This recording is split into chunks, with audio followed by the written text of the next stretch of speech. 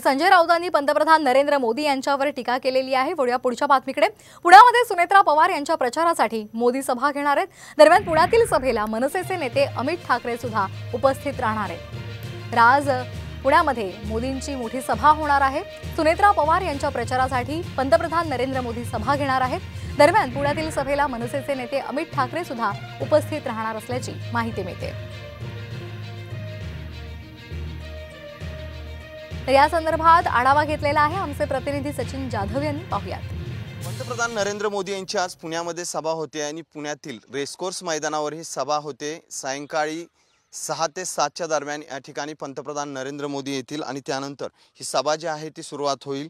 पुणे जिल्ह्यातील 4 लोकसभा मतदारसंघासाठी महायुतीच्या उमेदवारांच्या प्रचारासाठी पंतप्रधान नरेंद्र मोदी आज या ठिकाणी सभा घेणार आहेत। खरं तर आपण पाहतोय की सायंकाळी हेलिकॉप्टरने याच मैदानावर रेसकोर्सच्या मैदानावर पंतप्रधान नरेंद्र मोदी दाखल होतील आणि त्यानंतर राज्यातील प्रमुख मंत्री, उपमुख्यमंत्री आणि मुख्यमंत्री या सभेला उपस्थित राहतील। तसेच 4 लोकसभा मतदारसंघातील उमेदवार या ठिकाणी असतील, त्याची ही तयारी पाहतोय। रेसकोर्सचं हे मैदान आहे। गेले आठवडाभर झालं खरं तर या ठिकाणी तयारी सुरू आहे। जवळपास 1.5 ते 2 लाख लोकांची या ठिकाणी बसण्याची व्यवस्था आहे। कॅमेरामन किरण काजळेसह सचिन जाधव, साम टीव्ही न्यूज।